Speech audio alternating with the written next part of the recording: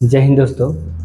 तो बीपीएससी के PT examination में साइंस पर्सन से बहुत सारे क्वेश्चन पूछे जाते हैं और मैं सिलेक्टेड टॉपिक को पढ़कर कैसे इस एग्जाम में साइंस में बेहतर प्रदर्शन कर सकते हैं। मात्र आपको 30 टॉपिक पढ़ना है और इसी 30 टॉपिक से पढ़कर आप जो है कि साइंस में अच्छा खासा मार्क्स को आप ला सकते हैं। ठीक है, विज्ञान के तीनों सब्जेक्ट है, 3 भाग है, तीनों भाग से क्वेश्चन जो पूछे जाते हैं, तीनों भाग के इम्पोर्टेंट टॉपिक जो हैं उनके बारे में आज हम जानेंगे, जिससे आप बहुत ही कम समय में पढ़ के इस एग्ज़ाम में साइंस जो सब्जेक्ट होते हैं उसमें आप अच्छे खासे नंबर को उठा सकते हैं।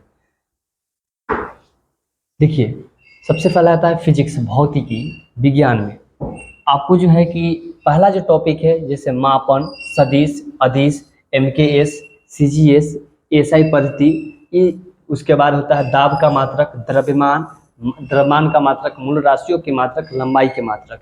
ये जो मात्रक वाले होते हैं एसआई पद्धति जो होता है, सीजीएस, एमजीएस, इससे रिलेटेड सदिश और अदिश, इससे रिलेटेड हमेशा क्वेश्चन आते हैं। आप क्वेश्चन बैंक पीएससीएस के क्वेश्चन आप देख सकते हैं। उसके बाद भौतिक राशि और उसका मापन तंत्र, इनसे क्वेश्चन आते हैं। उसके बाद आपको यांत्रिकी जिसमें गति की ऊर्जा, गुरुत्वाकर्षण बल, गुरुत्वाकर्षण बल, उसका उपग्रह, उसका प्रकार, सरल लोलक, ठीक है। उसके बाद कार्य ऊर्जा और शक्ति, तरंग के प्रकार, यांत्रिक तरंग, विद्युत चुंबकीय तरंग, इन टॉपिक से जो है कि क्वेश्चन आते हैं। उसके बाद चौथा जो टॉपिक है वो प्रकाश भौतिकी, लाइट से, यानी प्रकाश से क्वेश्चन पूछे जाते हैं। प्रकाश का अपवर्तन, फिर लेंस वगैरह से जो क्वेश्चन पूछे जाते हैं। उसका दर्पण, लेंस और सूक्ष्मदर्शी से क्वेश्चन पूछे जाते हैं। इसी में दर्पण जो आते हैं सूक्ष्मदर्शी से क्वेश्चन पूछे जाते हैं। उसके बाद विद्युत धारा, इलेक्ट्रिक करंट से भी क्वेश्चन आते हैं, जैसे कि एम्पियर का ऐसे मात्रा, एम्पियर, प्रतिरोध, विभवांतर, इस प्रकार से क्वेश्चन आते हैं। उसका तरक गतिकी में जैसे तनाव हो गया, श्यामता हो गया, कोशिका क्रिया हो गया, इनसे क्वेश्चन 1 या 2 क्वेश्चन निश्चित ही आते हैं। अगर आप 68वीं या 67वीं के एग्जाम दिए होंगे तो उसमें आप देखे होंगे कि तनाव से और श्यामता से और कोशिका क्रिया से क्वेश्चन आए हुए थे। ठीक है, उसके बाद अगला जो टॉपिक है, यानी आपका जो है कि फिजिक्स में मात्र आप 6 टॉपिक को अगर कंप्लीट कर लेते हैं, 6 टॉपिक को कंप्लीट कर लेते हैं तो आपका फिजिक्स में जितने नंबर के क्वेश्चन आएंगे वो आपको टोटल पूरा हो जाएगा। ठीक है, ज़्यादातर क्वेश्चन इसमें बायो पर्सन से क्वेश्चन आते हैं। ठीक है, अब आते हैं केमिस्ट्री में। देखिए, केमिस्ट्री में जो है आपको तत्व, यौगिक, मिश्रण, ठीक है, ये इंग्लिश में लिखा गया है।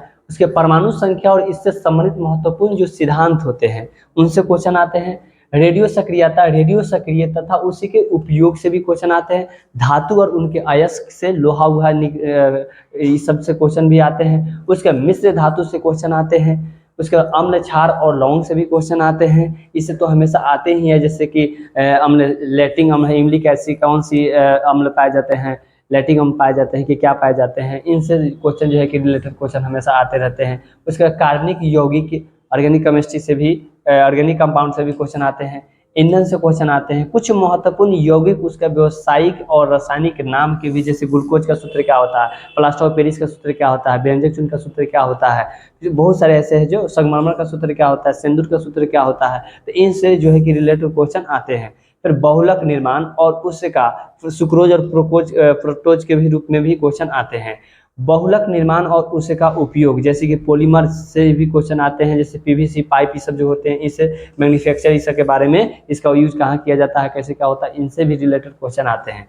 आवर्त सारणी में कितने आवर्त सारणी है, फिर उससे रिलेटेड क्वेश्चन आते हैं। उसका प्लास्टर ऑफ पेरिस, चीनी, संगमरमर और ग्लूकोज, व्यंजक चिन्ह, इनसे भी रिलेटेड क्वेश्चन आते रहते हैं। अब यहाँ पे एक चीज और भी आप देखिएगा, यहाँ पे केमिस्ट्री जो चैप्टर है, केमिस्ट्री से भी एक और टॉपिक पूछा जाता है। आप लोग नाभिक वाला पढ़े होंगे, ठीक है, नाभिक से भी रिलेटेड क्वेश्चन आते हैं, जैसे कि 2H2, तो इनसे भी रिलेटेड क्वेश्चन आते हैं। 1+1 इससे रिलेटेड आते हैं, जिसमें आपको निकालना रहता है। इलेक्ट्रॉन, प्रोटॉन, न्यूट्रॉन से भी रिलेटेड क्वेश्चन आते हैं, जो 1 या 2 नंबर के हमेशा क्वेश्चन इससे पूछे जाते हैं। इसके नाभिक के अंदर क्या क्या रहता है, N+P रहता है, न्यूट्रॉन, प्रोटॉन रहता है, फिर उसके सामने चारों तरफ कौन घूमते रहता है, इससे भी रिलेटेड क्वेश्चन आते हैं बीपीएससी के एग्जाम में, पीटी में। अब आता है तो आप केमिस्ट्री में मात्र जो है कि 12 टॉपिक पढ़ना है आपको। 12 टॉपिक पढ़ लेंगे तो आपका केमिस्ट्री में कि जितने मार्क्स आते हैं और ये जो भी बताएंगे आपका पूरा कंप्लीट इसमें हो जाएगा।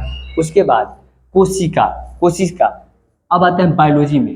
तो बायोलॉजी में जो है कि आपको सबसे पहला कोशिका सेल, इससे क्वेश्चन आते हैं जिसमें जंतु कोशिकाएं और पादप कोशिकाएं दोनों से, यानी एनिमल सेल और प्लांट सेल दोनों से क्वेश्चन पूछे जाते हैं। उसके बाद जंतु ऊतक एनिमल्स टिश्यू, इससे भी क्वेश्चन पूछे जाते हैं। दूसरा है कि पादप ऊतक से क्वेश्चन आते हैं। पाचन तंत्र से, श्वसन तंत्र से आते हैं। परिसंचार तंत्र से भी क्वेश्चन आते हैं। रक्त व तंत्र से भी क्वेश्चन आते हैं। उत्सर्जन से आते हैं। रक्त ब्लड रिलेशन से, ब्लड से जो है कि ब्लड से ग्रुप से भी आपका क्वेश्चन जो है कि आते हैं हमेशा, ठीक है। उसके बाद उत्सर्जन से भी क्वेश्चन आते हैं। उसके अंतःस्रावित ग्रंथियां हार्मोन से भी क्वेश्चन आते हैं।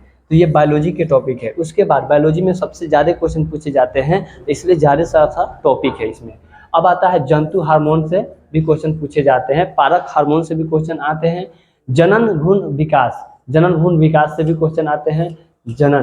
ठीक है, भ्रूण विकास से भी क्वेश्चन आते हैं। उसके बाद दृष्टि दोष में, जैसे दृष्टि दोष में जो है कि कितने प्रकार के होते हैं, जैसे कि निकट दृष्टि दोष, दूर दृष्टि दोष, ज़्यादा दूरदर्शिता, इसके निवारण के लिए कौन से उत्तर लेंगे चश्मे के लिए, उत्तर लेंस से कौन सा दृष्टि में जो है कि उपयोग किया जाता है। फिर ज़्यादा दूरदर्शिता में कौन से चश्मे का उपयोग किया जाता है, इसके दूरी का क्या क्या है। डायरेक्टर जो होते हैं उनसे भी क्वेश्चन पूछे जाते हैं। फिर कहता है जंतु रोग और उसका उपचार, माने जंतु रोग और उनका उपचार के से भी रिलेटेड क्वेश्चन आते हैं। विषाणु जनित रोग, फिर उसके बाद है जीवन जनित रोग, कवक जनित रोग और विषाणुगत रोग और पारक रोग, उसका कारण और उसका उपचार से भी क्वेश्चन आते हैं। उसके बाद है पोषक तत्व, विटामिन से क्वेश्चन आते हैं और उसके रासायनिक नाम और कमी के होने वाली बीमारियां, जिससे घेंघा रोग होने की बीमारियां नमक से, ठीक है, ऐसे क्वेश्चन पूछे जाते हैं। कार्बोहाइड्रेट से भी आते हैं क्वेश्चन, वसा से आएगा आपको।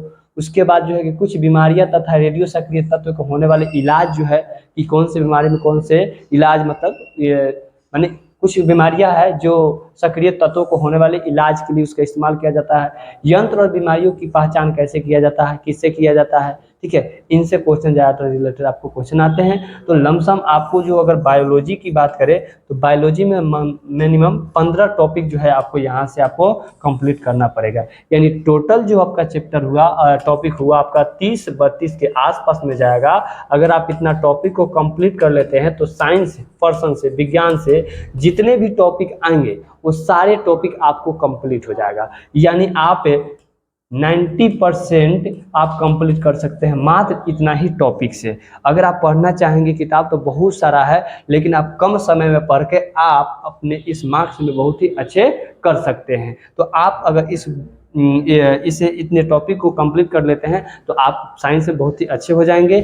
और बुक इसमें कौन सा रेफर करना है वो आप लोगों को बता दिया गया है कि कौन सा बुक आपके लिए बेहतर होगा और अच्छा होगा। अगर आप अरिहंत का NCERT सार संग्रह 6 से लेकर 12 तक ले लेते हैं तो बहुत ही अच्छा बुक है। और आपको जो है कि लाइनिंग बाय लाइनिंग उसमें एग्जाम्पल भी दिया गया है, टॉपिक बाय टॉपिक, और उसी से जो है कि और 60वीं एग्जाम जो हुआ था उसमें बहुत सारे क्वेश्चन उससे लिया गया था। तो आप इसे ट्राई कर सकते हैं इस बुक को लेकर। और जैसे कि अगर आप दूसरे बुक पढ़ रहिएगा तो दूसरे भी बुक पढ़िए, कोई दिक्कत नहीं है। ज़्यादा बुक पढ़ने से फ़ायदा नहीं है, लेकिन एक बुक को बार बार पढ़ने से बहुत ही फ़ायदे हैं। अगर आप मेरे चैनल पर हैं तो मेरे चैनल के माध्यम से आपको PDF फाइल नोट्स भी मिलेंगे बहुत ही जल्द।